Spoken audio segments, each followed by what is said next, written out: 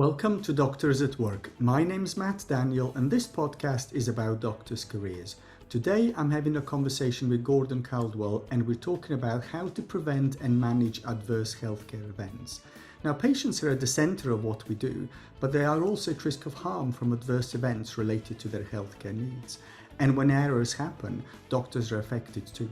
In this episode, Gordon shares his experiences of managing and preventing adverse events. He stresses the importance of creating a culture that encourages everybody to speak up.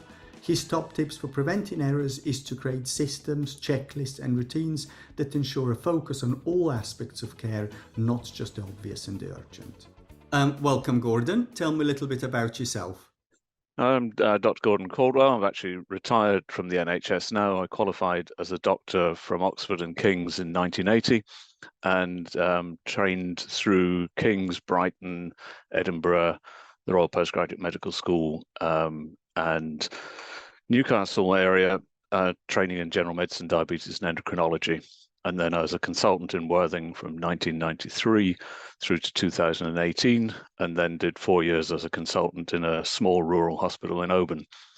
And my particular areas of interest were very much centered on patients, patient care, medical education, use of IT close to the patient, and latterly quality and safety in healthcare. Thank you. Thank you. So today we're talking about healthcare adverse events. So what is a healthcare adverse event? Well, for me, it's an adverse event is something that's very likely to harm a patient or harm staff or harm both. So it's something that's potentially avoidable. So rather than the side effect of a medication, which had to be prescribed, like septicemia after chemotherapy, it's a mistake, an error, something that's happened that's resulted in harm to patients. And because of healthcare staff's concern for patients, it's very likely to harm them as well, at least undermine their confidence and certainty about the way that they're working and behaving. So it's something that happens clinically, it's in the clinical workplace, and it's likely to harm patients and likely to harm staff as well, and also potential to harm the reputation of the organization. And can you give me some examples? Obviously over a career of 42 years, there are a lot of examples. I think the first one that really struck me was towards the end of the 1980s when I was a senior registrar. And it was the first day in August when the houseman started. And the houseman on the team was asked to go and give intravenous antibiotic to a patient through a central line. And the houseman went into the side room where in front of him was the antibiotic vials and vials of sodium chloride and potassium chloride. And unfortunately, the houseman mixed the antibiotic up with the potassium chloride. The vials looked very similar. Then went and administered the antibiotic through the central line and the patient died. So that's the worst sort of severe adverse reaction because the patient's dead, clearly avoidable, and would have, I'm sure, a terrible effect on the houseman's career as well as on the reputation of the organization.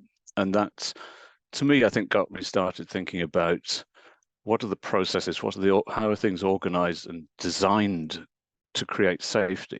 Because in those days, potassium chloride vials looked identical to the sodium chloride vials. They were freely available on the ward. We were adding them to giving sets and things all the time. Whereas now potassium chloride is treated much as a controlled drug in the NHS, is kept away from the wards as much as possible, locked in cupboards to emphasize how dangerous it is. So that was something way back in the 1980s, which was clearly a risk. I don't think it's been completely dealt with yet. But that emphasized to me again how dangerous it is for a patient being in hospital. I liken it to walking along a cliff-top path. You're trying to take a blind man along the top of a cliff-top path at night in bad weather. And we're used to doing that. We know every twist and turn of the path, but if we let go of the patient, they can so easily just go over the edge. Mm-hmm. Yeah, I have to say, I remember those days when potassium chloride looked exactly the same. And if you look back on that now, Gordon, you think, what were we thinking? What why did we design something that was so obviously dangerous? And I suspect your incident isn't the only one, because I remember there'd probably been a number of incidents around that era where it Mhm. regularly popped up, didn't it? And you think, Yes. what were we thinking? Yeah, well, I think I mean, when you said design, I think a lot of stuff in healthcare happens by happenstance rather than design, and people haven't thought about design for safety.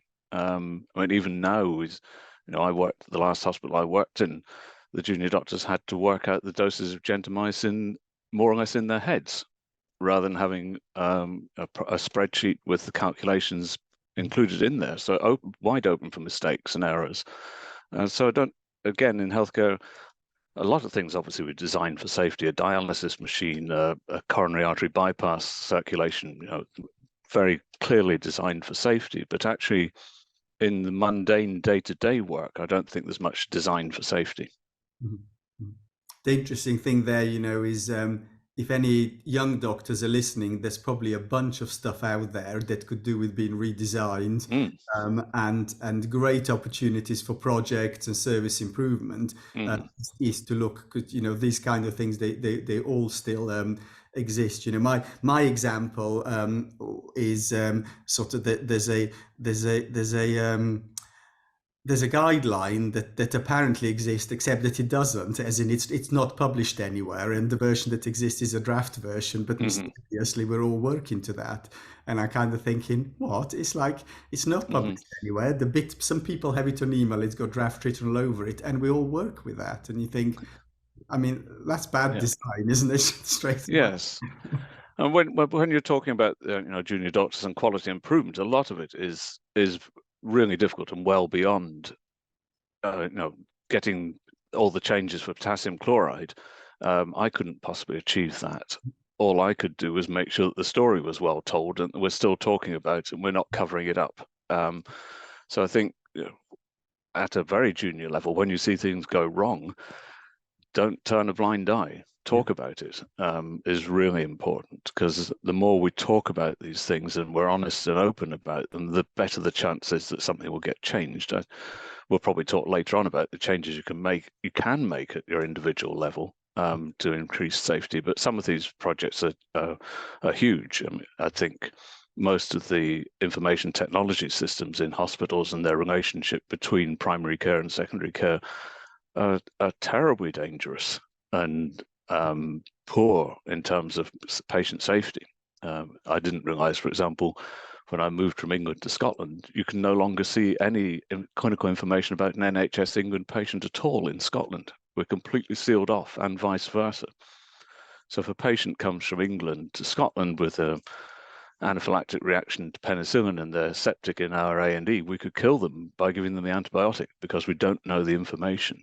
Now, again, a junior doctor can't change that system other than talk about it and say how dangerous and difficult it is.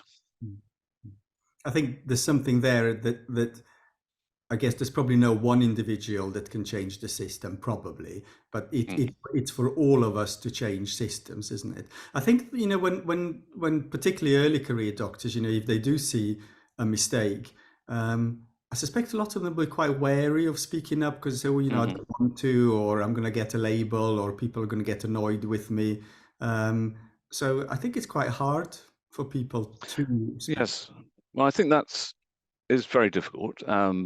And it's our job as the leaders and the consultants to make sure that the atmosphere and the culture within a team is clearly open for people to talk. We eventually developed a system of standardized review of our patients on the ward round, backed up by a checklist to make sure we'd done it. So I used to get the medical students on our team to handle the checklist and tell them that they had the most important job of the day, which is to make sure we'd done everything. And this included things like, have we checked for a urinary catheter? And if we had, should it be removed or left in? So down at that sort of level. Now, I told the medical student that's what I wanted them to do. And then if they were being reticent about it, I told them I really did want them to say they hadn't seen me check for a cannula or whatever. And then within our team, they recognized that checking up and pointing out errors and averting harm was important, But equally, once they'd finished with us, we have to say, be careful when you go to the next unit and judge what the character of the consultant is like. Because if they're like me, they'll welcome it. But there are a proportion of consultants who, I suppose the old style James Robertson Justice type of consultant, who would just bawl the student out and say, you've got no right to speak up in my ward round. So we have got also a poor inherited culture, I think, within the medical profession, that the consultant is God, knows everything, isn't to be questioned, and never makes mistakes, and it's all the other consultants who make mistakes. Okay, so you've outlined there very clearly that speaking up happens because you've given people permission. You've explicitly given people permission, and not only have you given them permission, you've told them that you expect them to speak up, and you've invited challenge. You've given them permission. You've told them that you expect it. What else can senior doctors and senior leaders do to create to encourage people to speak up when it comes to patient safety? Well, again, going right back to when the student arrived, I think just showing an interest in the person. So whenever students or junior doctors arrived working with me for the first time, I always made sure I knew who their name was, which medical school they're from, what their interests outside medicine were. Even on the busiest of post-take ward rounds, do that, because if you create a relationship with your staff, then you're creating team working and a clear objective as to what you're trying to do. So I think that at a very simple level, spending that 1 minute getting to know who the people are and introducing them and making sure everybody knows who each other is vital. So in Worthing Hospital, they introduced huddles every morning. I don't like the word huddle. I'd much prefer pre-work briefing or whatever than huddle. But within that, there was making sure that everybody knew who each other were. If there was a new ward orderly, then who is this person? And so I think to create an atmosphere of safety is making sure everybody knows each other, trusts each other, talking about the mistakes. Again, I'm not a very great advocate of the Datix system because it doesn't seem to work, but supporting systems that are concerned with safety and working towards making systems better and showing that you're interested and concerned about it. So I think showing that commitment. What's wrong with the Datix system? Well, it's, to me, first of all, it's very computer-centered, and the systems that I've seen have all been maybe 6 or 8 screens of questions that you have to answer as the reporter. Now, I'm very IT literate, and I used to be daunted at the thought of going through it, partly because the screens are so badly designed. 15 questions instead of one drop-down list of 15 options from which you can choose one. And also, people who aren't computer literate should be able to put stuff in by writing, phoning, going to see the boss, whatever. So it's very restricted to the computer. And then the investigations never seemed to work. Changes didn't happen. And sometimes 2 years later, you'd had no outcome from reporting something serious. So it simply didn't work. I think what it was trying to replace was the old system of ward sister, matron, consultants, medical director, weekly meetings, communications, raising issues, and then getting smart people from management to come and try and help sort things out. And somehow it just became far too bureaucratic, and it didn't encourage action. During coronavirus, when we had sort of critical incident reviews, I often found that the staff had already put solutions in to the problem which had happened in the morning, but they put in solutions by the afternoon. It was action-based, and Datix seems to defer action and just doesn't achieve anything. So I'm quite cynical about it. It should work. I know in Calgary, in Canada, they had a Datix, which Datix all said you can make it bespoke, and their system pretty much said, who are you, what happened? And then it went over to the investigation team to do something about it. So I think it made it too difficult to report. It distanced the investigators from people who could actually make a difference. And often when the different change came back, it was just a new policy which was sent around by email and you were told to do it, rather than a design change. Yeah. You know, put potassium chloride in the controlled cupboard and don't let anybody have it unless they really need it. Yeah. It's interesting if I think, so I have seen Datix work really well. And in my, where I've seen it work really well has been in repeatedly highlighting sort of a series of, for us it was staff shortages. Yeah. So it wasn't about, Dr. Caldwell didn't smile at me, or Caldwell dropped a cup of tea and Yes. didn't have had it in the lecture hall. So it wasn't that kind of stuff. It was, this patient needed X and we don't have the right staff. This patient needed Y and we don't have the right staff. So for me, what worked well was repeatedly doing an incident form about the same sort of thing relating to our staffing. And then what happened with that is over a period of time, that built a picture of multiple patients that have not had optimal care. And actually nobody particularly came to harm, nobody died. It wasn't about that, but it was a whole collection of patients who repeatedly did not have the kind of care they should have had as a result of our staffing issues. And that then did lead to our staff improvement. And I think the way that certainly the way that my hospital works is, people will, you do the sort of risk assessment, and the incidence forms feed into the risk assessment process, sort of say, okay, where's the evidence that patients are harmed. Yeah. For me, the incident forms demonstrated that there was evidence, and there was a whole series of specifically named patients that were coming to harm as a result of that. So yeah, I think I tended to make sure that I reported the adverse events or the significant risks without harm. But then most of the work to get things changed happened outside Datix. From my experience, actually working around the outside of it was the thing that made the difference. Yeah, absolutely. And Datix in that case was evidence. I also sort of know that at other times where sometimes you get feedback, don't you? Or at least where I work, sort of often I get feedback, but it depends on who it is. So it very much depends, and I think on who's investigating and the quality. And I have been lucky that I have had really good people that repeatedly would come up. Equally, I remember sort of sitting in clinical governance meeting, and we all say, oh, but what can you do?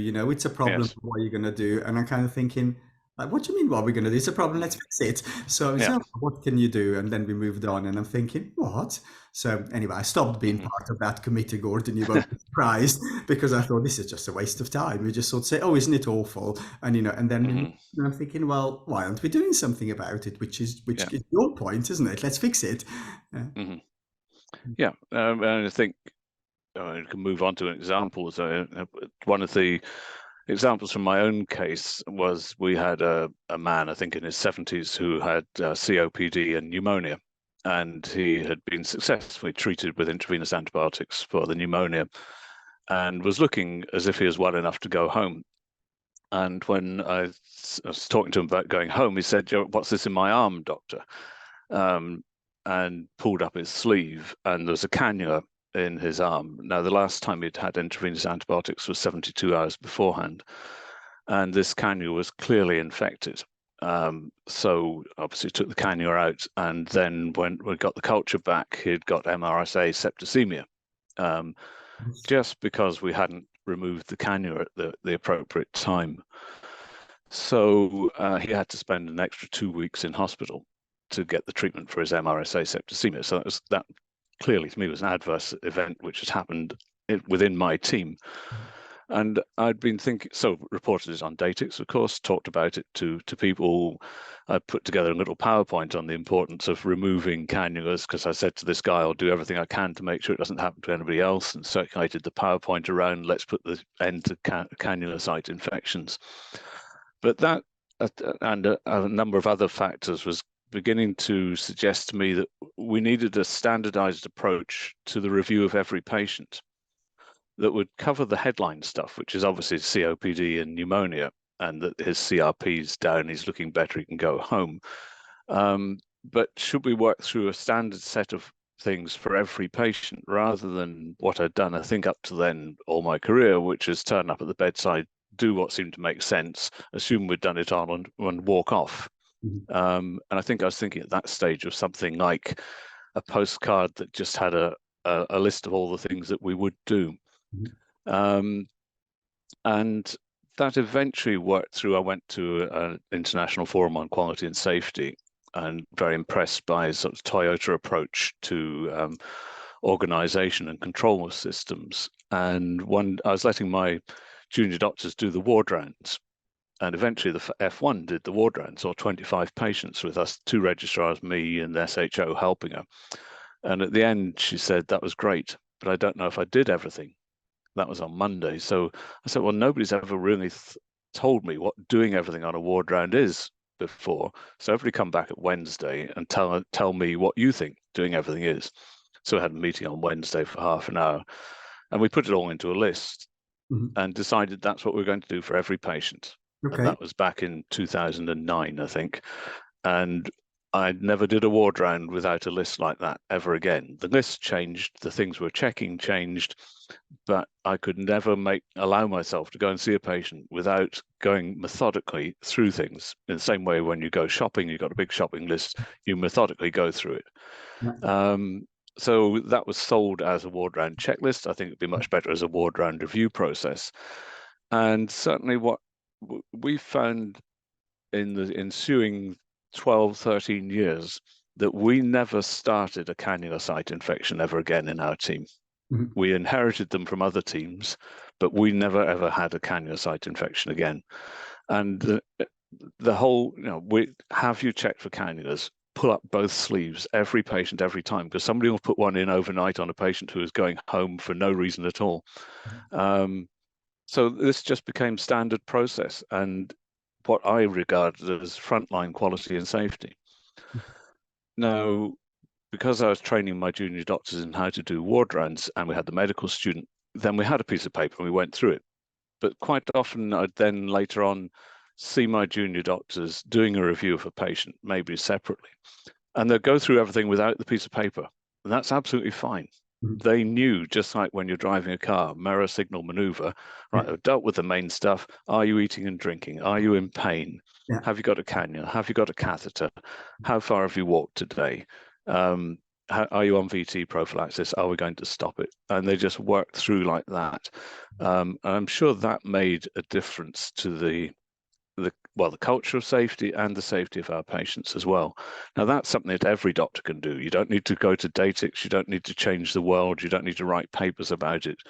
You can decide what you think is important and make sure you do it. Yeah. It's interesting. So in my mind, when I do a ward round, not that often now because I got sort of a slightly specialized practice, but I always think airway, breathing and bloods, circulation and charts, disability and drugs, eating and exercise. So that was kind of my ABCDE of my ward. That's how I used to do my ward round. This is ENT, so airway, of course, is important. And my checklist would have been different to yours because my patients would be different to yours. Yeah. No, and I think when we devised this and tried to speak to other people, this isn't something you can just make it a policy. Everybody's using the Caldwell checklist.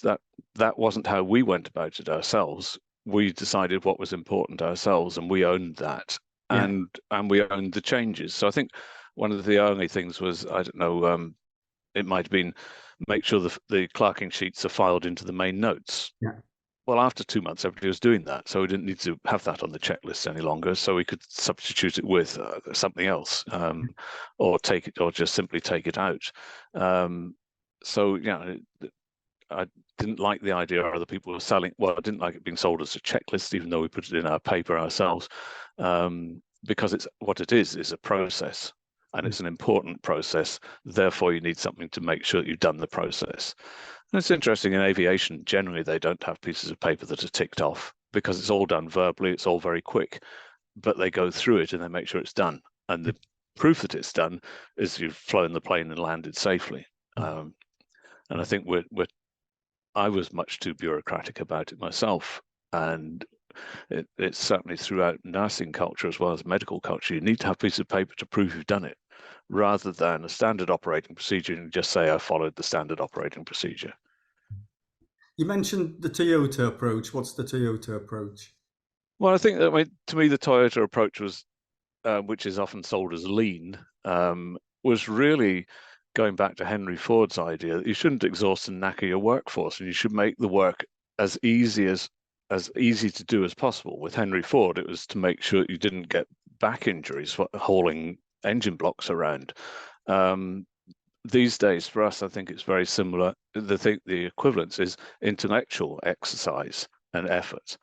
So if you can cut down the accessory effort that's involved, then it can free our brains to think.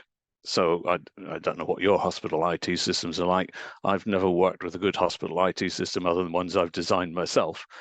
And all our brain's RAM is occupied with controlling the computer. Whereas what we're trying to do is control the disease in the patient. And so you're jumping from 6 or 7 different IT systems while somebody's shouting at you across the room, and our brain just gets muddled. So the Toyota approach would be, well, what's the most important things doctors are doing? Well, we're making diagnoses, making plans, deciding on monitoring, reviewing patients, refining the plans. So anything that can free the brain up to do that. So that's what I'd say would be the Toyota approach. It's what are you really trying to achieve? How can you do it whilst maintaining whole human beings who are content at their work and not knackered by the wrong stuff? You can't help it if you've got 30 patients arrive in A&E in 12 hours, but you can make the IT system so much easier to use. One of the things that I experienced when covering the strikes was just how much everything is totally dependent on a computer. Yeah, because last time when I was doing that kind of frontline emergency work, most of these systems didn't exist. You did stuff on paper, you wrote on paper, whereas everything depends on the computer. And the thing that really for me was bizarre that there isn't a computer by every patient. So you see a patient, and then you walk somewhere away and you sit down and you log in, which is usually 5 minutes, and then you type what you've just discussed. And for me, that's totally different to how I work in clinic, because in clinic, I sit down with the patient and I write as I go along. Maybe that's because my short-term memory is not very good, but sort of if a patient sort of says my child is 7 years old or my child is 8 years old, I won't remember that information 5 minutes later. So for some people might, but it's not how my mind works. That my short-term memory for real fine details or for numbers is terrible. I mean, it's not stopped me being a good doctor. No. But a system that relies on me taking the history, keeping it in my mind, going somewhere else, logging in 5 minutes later, retyping what I've just discussed, apart from the fact that it takes longer than just doing it as you go along. It introduces an error. And I've never really understood why we write everything on the computer, but the computer isn't by the patient. My father was a systems analyst and a programmer on the first commercial computer in the world, Leo 2. And he was very good on systems analysis. And if you look at the James Robertson Justice films, there were 8 people standing around the bed with 8 pieces of paper and 8 pens. So the systems analysis would say, if you're going to replace that, the starting point is 8 computers. Yes. So I agree that the other great danger I see with the computers is the screen looks nice, the keyboard looks nice, therefore people assume that what's behind the screen is good. And in Worthing, when I was leaving there, I think I needed 8 different IT applications open simultaneously to deal with each patient, and alt tab between them, whilst I'm meant to be listening, as you say, meant to be listening to the patient. I actually designed a system in my outpatients where I prepared all the information the day before the patient came to clinic, because I was lucky I was doing an exclusive clinic just for me, no other junior doctors, so I knew the patients I was going to see. So I had dual screens, and I put onto that the diagnoses, the meds, and I could talk to the patients without writing or typing anything, and then I could do voice to text dictation as the patient left the room. So the letter was the notes, and I actually never wrote anything in the notes at that stage. And then the letter was with the GP by the time the patient had left the room. Now, to me, that is a safe system again, and so far away from what most of the NHS does, where your clinic letter's going out 4 weeks later, the GP doesn't know what's going on. You've got a result. I was saying they've got a laryngeal cancer or something come through on an MRI, and the GP doesn't even know the person's been to outpatients. So again, there's masses to be done in terms of safety and avoiding adverse reactions in the NHS. Yeah, yeah. And it feels to me like there's two alternative realities, when it comes to IT. Because if you go on LinkedIn or anywhere like that, there's the reality of the companies, and and maybe sort of some NHS senior people saying IT is going to be brilliant, artificial intelligence will revolutionize it. These systems are fantastic. And then there's the other reality, which is what you and I are talking about. And I think this is much worse in the US. Sort of, in the US studies, sort of, they've shown that their, electronic health records is the number one cause of burnout for physicians out there having to deal with that. So, and yeah, it kind of, it feels like maybe like so much of the world at the moment, there's two parallel realities, isn't it? There's the reality that computer is God and computer is going to fix everything, maybe like the Horizon scandal that's in the isn't it? And then there's the reality that you and I are discussing, which is you kind of sort of say, okay, it's all very well, and your point that instead of making diagnoses, listening to patients, communicating, making decisions, instead of doing that, our brain power is being taken up with navigating through multiple. But that reminded me of another aspect of this safety thing, which is, because you mentioned about America being worse. For me, if I had a patient in Oban Hospital who was a tourist from America, it was generally much easier to look after them than a tourist from England, because they could link onto my hotspot on my mobile phone and get into their electronic records in America. Okay. So I had a patient who had valvular heart disease, and you could actually see the echocardiogram on their mobile phone and know who'd reported it and know who their specialist was. So to me, one of the ways I hope that things are going to change in your career and the junior doctors training now is that patients have full access to their own records, and that it's presented to them in a way that's navigable, so that they can show it to a healthcare professional anywhere in the world. I mean, that would be transformational, wouldn't it? Yes. Yeah, I remember I was lucky enough to be trap Don Berwick in my car for 3 hours, world leader in patient safety. And he agreed that the biggest step forward in patient safety was for patients to be able to access, see, and share their medical records with other clinicians. Because then you don't need to go through what are the 10 drugs you're taking, because they can show you. Here they are. The 10 drug. Yeah. Absolutely. What else can frontline doctors do to improve patient safety? I was just trying to think of all the different things that we'd had. A different story. I had 2 patients within a fortnight who both had severe anaphylaxis to penicillin antibiotics, despite the fact that they knew they were allergic to penicillin. It was documented everywhere in the notes, on the prescription chart, and they were wearing a red wristband as well in our hospital. That was in Worthing.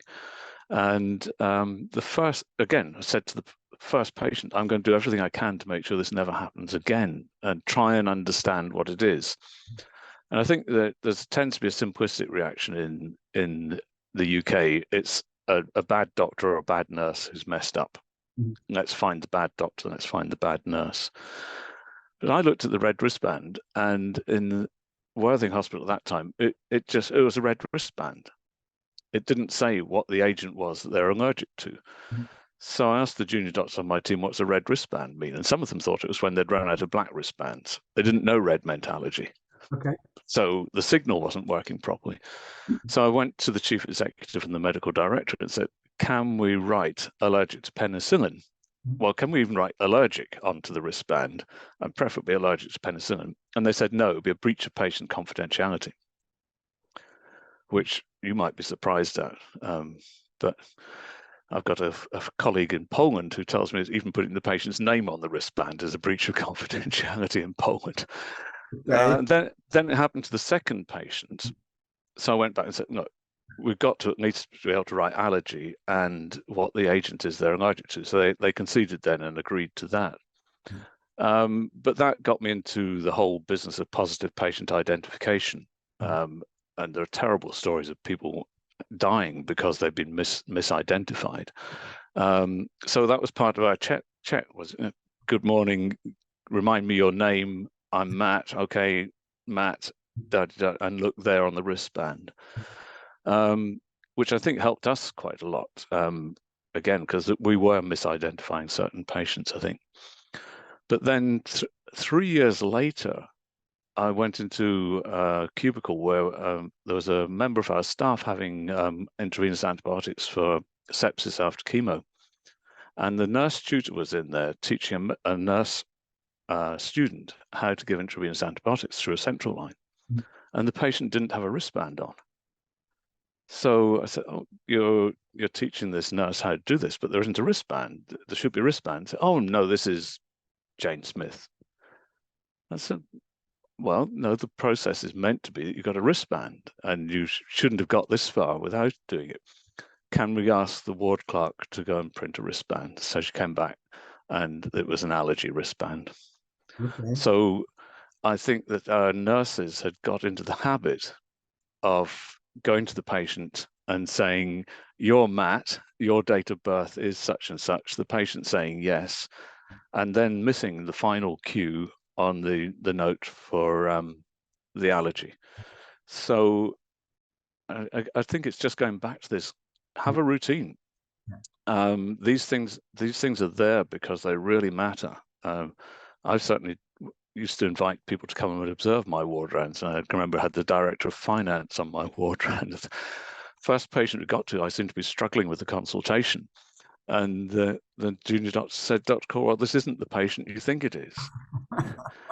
Now, that was just fairly simple and early on in the communication. But once you get to, you doing an operation, is it the correct patient? And if they're doing, I don't know, a left nephrectomy and a right nephrectomy, one after the other, have you got the patients correct? So it really is drumming into ourselves that we've got to have standard processes, we've got to adhere to them, they've got to become habit, and that will drive safety. I mean, there's so many things that we can do. You mentioned about, handwriting notes. Well, if you're handwriting notes, make them legible. And if you think you're writing 8 pages and they're illegible, I used to say to my juniors, write 2 pages and make them legible, please. Because firstly, I'll read them and then I'll be able to see them. Identify yourself. Again, in Worthing, we were still on paper notes then. And it was common that somebody would squiggle a signature at the bottom and put bleep 101 or whatever it was.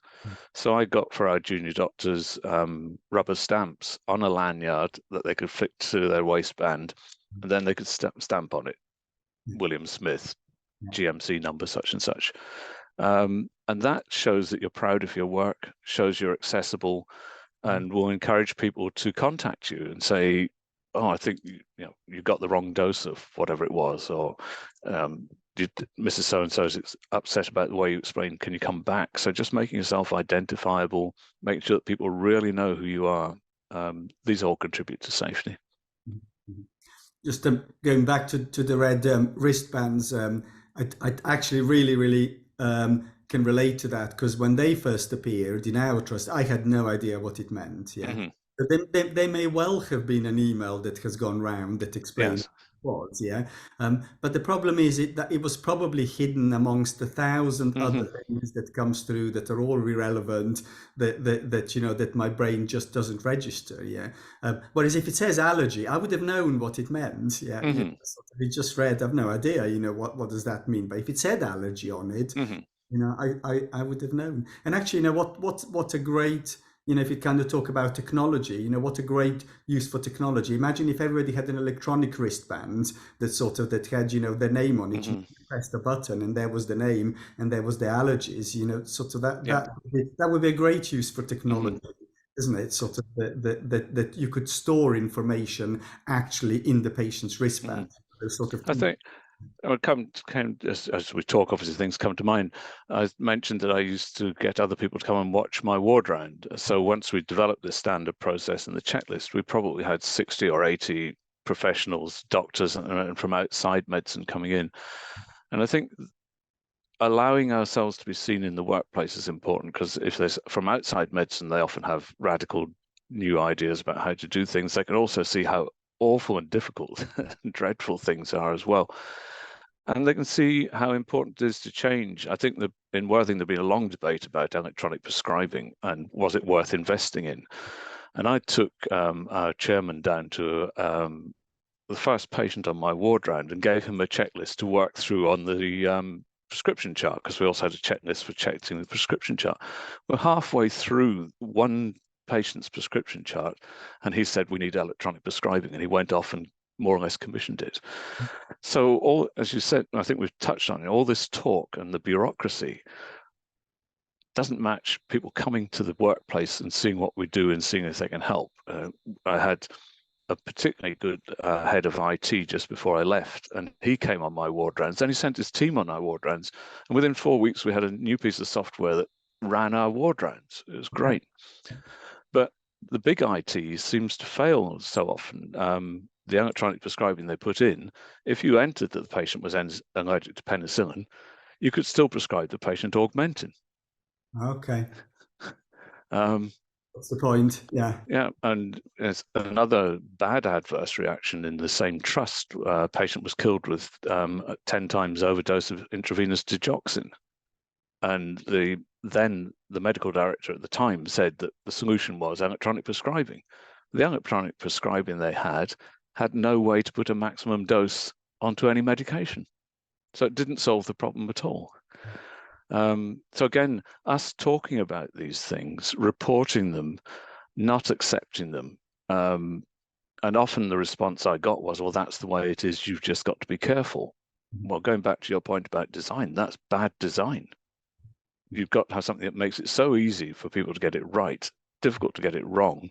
You don't have to be constantly reminding them. And at the same time, the electronic prescribing was flagging up hundreds of potential adverse reactions of no significance at all. So to get anything prescribed, you had to click off, I'm not bothered about that, not bothered about that. But you could still do the most dangerous thing, which is overdose a patient to a medicine they're allergic to. Gordon, you mentioned that that we shouldn't stand for it. We should keep fighting. We should challenge. Mm-hmm. Where you've retired now, and there's an awful lot of doctors that I talk to, and there's a fair bit of apathy, I think, in our profession, and sort of people are almost giving up. So where does your energy to keep going on about this kind of stuff come from? I think, well, the energy, I think, it ultimately came from the patient. And however dreadful the situations are, I think we can still connect with our patients. And if we lose that connection, that's serious. I mean, losing connection, we need the connection with our patients and connection with our colleagues. Now, all patients that I consulted with, unless they're unconscious, I used to start always remind me how old you are, what is or was your occupation, what are you interested in, what do you enjoy these days. So even somebody coming in with a heart attack, get that connection, know who the person is. So then I'm dealing with somebody who's a real person and I want to get them better. And that's what motivated us, most of us, to go into medicine in the UK. So that connection, remember that connection.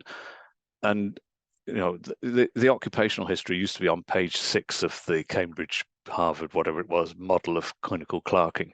I always put it right number 1. Apart from anything else, it just gets the patient speaking. You know. And then the connection with our colleagues is unfortunately what I think my generation of doctors allowed to be surrendered. You know, the fact that we don't have a weekly grand round, that we don't have weekly departmental meetings, we don't have journal clubs, we don't sit down and eat lunch together. That to me was where a whole lot of that energy for change came from, was connecting with other people. And if one person goes to IT and says, there's no limit on the maximum drug, they can just say, go away, doesn't matter. If 100 people go and say it, they obviously, we know from the post office scandal, they don't necessarily listen, but I think it's much more like in the health service. If you had 100 people going along saying this, there's a chance. But we've been disempowered because we don't speak to each other. We don't know each other. The collegiate structure's gone.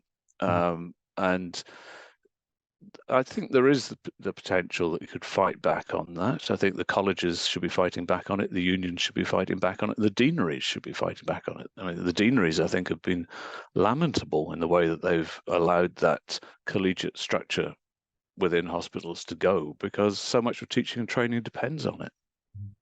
Okay. And then maybe my final question, when it comes to dealing with adverse healthcare events, what would be your top tips for doctors at work? Well, I think first thing is to talk about it and report it through whatever system it is, in whatever brief format you can, and then to stand back and think, what could I do? Is there something I can do within my own working environment that doesn't require investment and major change, something that I can do that can tighten up on this and improve on that? So the 2 patients I had with anaphylaxis, we decided we're going to look at the wristband every patient every day and make sure it was fine. And the early days, actually, we found 10% of patients didn't have wristbands at all. So, what can you do yourself? And to me, a whole lot of what can we do ourselves is being structured, methodical, organized, and making sure we've done it. Wonderful. Thank you very much, Gordon.